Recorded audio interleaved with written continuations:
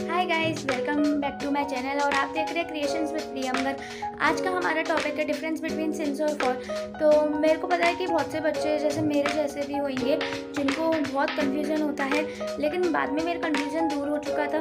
वो कैसे, ये तो आपको डिस्क्रिप्शन में जाकर पता पड़ेगा। आपके लिए एक लिंक अपलोडेड है, it is a surprise for you. तो आज का हमारा टॉपिक यही है कि मैं आपको बताऊँगी कि सिंस और फॉर के बीच में क्या डिफरेंस होता है। And let's start our video.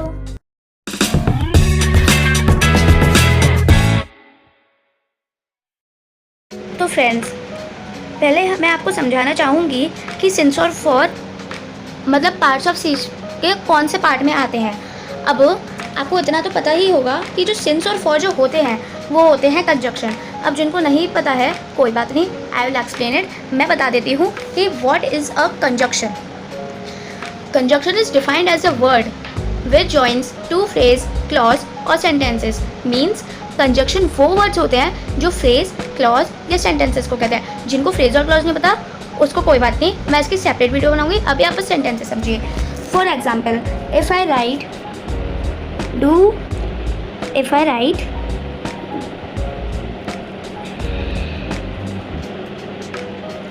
Do you like T और कॉफ़ी। तुम्हें टी ज़्यादा पसंद है या कॉफ़ी? तो अब आप देख सकते हैं लाइक इधर और लग रहा है, ये टी और कॉफ़ी को जॉइन कर रहा है। अगर मैं यहाँ से मान लीजिए और हटा देती हूँ तो ये क्या हो जाएगा, do you like tea coffee. कुछ सेंस ही नहीं बन रहा। आपको टी कॉफ़ी पसंद है, इसका कुछ सेंस ही नहीं है। लेकिन अगर मैं और लगाऊंगी तो इसका कुछ सेंस बनेगा। तुम्हें टी पसंद है या कॉफ़ी? तो सेम सिंस एंड फॉर के साथ है। सिंस एंड फॉर भी दो सेंटेंसेस को जॉइन करते हैं। दो सेंटेंस के साथ वर्ड एसेट्रा। चलिए अब हम सिंस एंड फॉर का यूज़ सीखेंगे। पहले हम बात करते हैं सिंस की।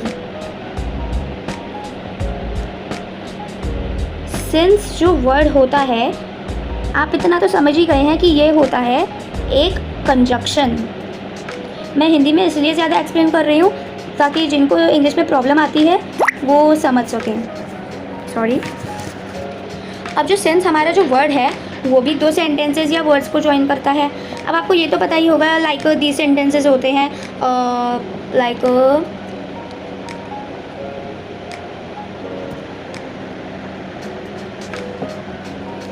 ही इज स्टडिंग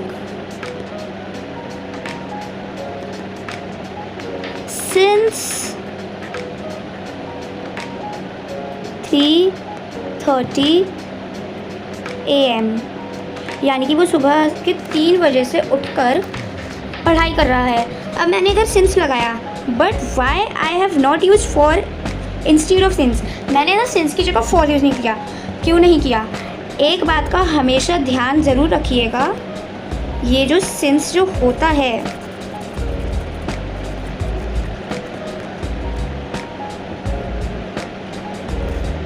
सिंस हमारा जो वर्ड होता है वो हमेशा एक एग्जैक्ट टाइम के लिए यूज़ होता है। This is a important point. वेरेज for जो होता है वो हमारा यूज़ होता है पीरियड ऑफ टाइम के लिए। अगर आपको मेरा लेक्चर स्लो लग रहा हो, आप वीडियो फास्ट कर सकते हैं, मैं इसलिए तो समझा रही हूँ। जिनको समझ नहीं आता वो समझ सकते हैं। तो हमारा सिंस जो होता है वो यूज़ होता है एग्जैक्ट टाइम, एंड वेरेज हमारा जो फॉर होता है वो होता है पीरियड ऑफ टाइम। ये बात हमेशा याद रखिएगा। अब पीरियड ऑफ टाइम में क्या आता है हम ये देखते हैं। Period of time like for 1 month. Just a minute, इससे पहले एक और बात सुन लीजिए। सिंस और फॉर दोनों ही जो होते हैं वो सेम चीज़ के लिए भी यूज़ होते हैं, that is reason. Now what's that reason?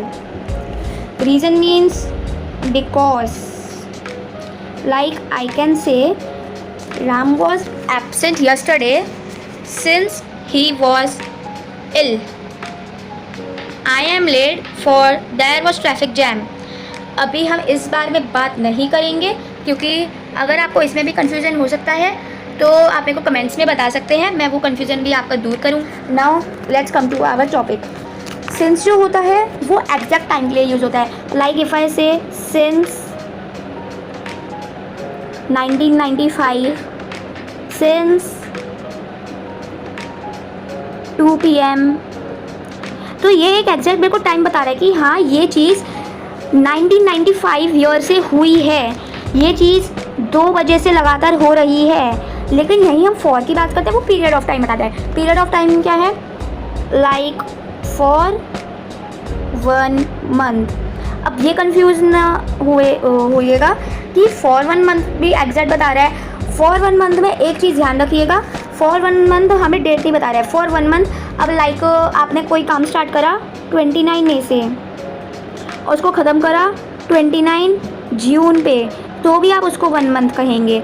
हमें एग्जैक्ट नहीं पता कि वो कब स्टार्ट हुआ कब ख़त्म हुआ, इसलिए ये हो गया पीरियड ऑफ टाइम। लेकिन यही अगर हम 2 PM की बात करते हैं, ये एग्जैक्ट है। आप 3 PM को तो 2 PM नहीं कह सकते, ये एक एग्जैक्ट टाइम हो गया। ये है यूज़ सिंस और फॉर का। मैंने आपके लिए एक्सरसाइज तैयार करी है, आप इसको वीडियो पॉज करके कर सकते हैं। I will give you a time for 10 seconds to pause the video. आप वीडियो पॉज करके इस एक्सरसाइज को कर लीजिएगा। मैं इसके आंसर्स बताती हूँ, मैं फुल एक्सप्लेनेशन के साथ बताऊँगी, डोंट वरी। अब हमारी एक्सरसाइज क्या कह रही है? Fill in the blanks with since और for in the following sentences. हमें इन ब्लैंक्स में सिंस और फॉर को फिल करना है। He is working on his project dash 1 month. वो अपना प्रोजेक्ट 1 महीने से उस पर वर्क कर रहा है। तो 1 महीना मैंने आपको अभी बताया, हमें पता नहीं ये 29 मई से स्टार्ट हुआ, 29 जुलाई पर ख़त्म हुआ, हमें नहीं पता कि कब से स्टार्ट हुआ कब ख़त्म हुआ। तो ये क्या है? Period of time. तो इधर क्या लगेगा? For. She is studying dash 1 hour. देखिए 1 आवर भी पीरियड ऑफ टाइम होगा, बिकॉज वी डोंट नो कि मतलब 1 आवर कब से स्टार्ट हुआ। अगर आप कोई काम 2:30 से स्टार्ट करते हैं, 3:30 पर ख़त्म करते हैं, तो भी आप उसको 1 आवर कहेंगे।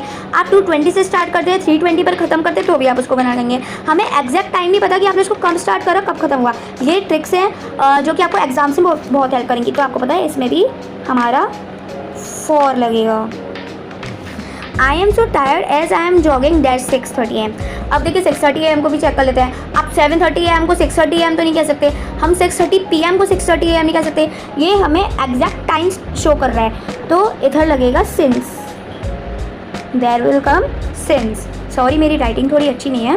This building construction is going on dash 2 days। ओ इधर यू आएगा, स्पेलिंग गलत है, इधर आई की जगह यू आएगा।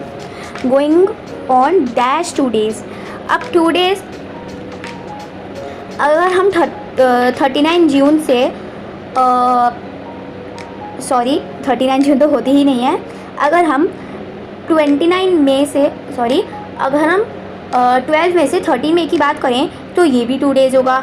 अगर हम 30 मई से 40 मई की बात करें तो भी ये 2 days होगा। हमें एग्जैक्ट नहीं पता कि ये कौन से 2 दिनों की बात हो रही है, वो कोई भी डेट हो सकती है। तो इधर फॉर लगेगा, because it is showing the period of time. आप एक बात हमेशा ध्यान रखिएगा, कभी भी उसके अंदर की चीज़ मत देखिएगा। मेरे कहने का मतलब ये है, लाइक 2 days में 24 आवर्स होता है कि ये तो 24 आवर्स का पीरियड है, इससे आपका आंसर टोटली रॉन्ग होगा। ऐसे देखिएगा कि ये एग्जैक्ट शो कर रहा है कि नहीं, जैसे कि मैं आपको बता रही हूँ। India is a independent country dash 1947। अब आप 1946 को तो 1947 कहेंगे नहीं, 1948 को भी हम 1947 नहीं कह सकते। 1947 ही है, वो ना इधर मूव होगा ना उधर मूव होगा। ये एग्जैक्ट सन बता रहे हैं, तो इधर there will come since. All the teachers are teaching in this school dash 5 years। अब 5 years मान लीजिए ये 2012 से स्टार्ट होता है and it is ending on 2017, तो भी हम इसको 5 years मानेंगे। अगर ये 2010 से स्टार्ट होता है and it is ending on 2015, तो भी हम इसको 5 years मानेंगे। हमें एग्जैक्ट नहीं पता कि ये कहाँ से स्टार्ट होता हो रहा है कहाँ पर ख़त्म हो रहा है, तो there will come for. I hope you will understand. आपके कितने आंसर सही हुए मेरे को कमेंट में ज़रूर बताइएगा। अगर आपको कोई भी क्वेरी है तो आप मेरे से शेयर कर सकते हैं। And bye.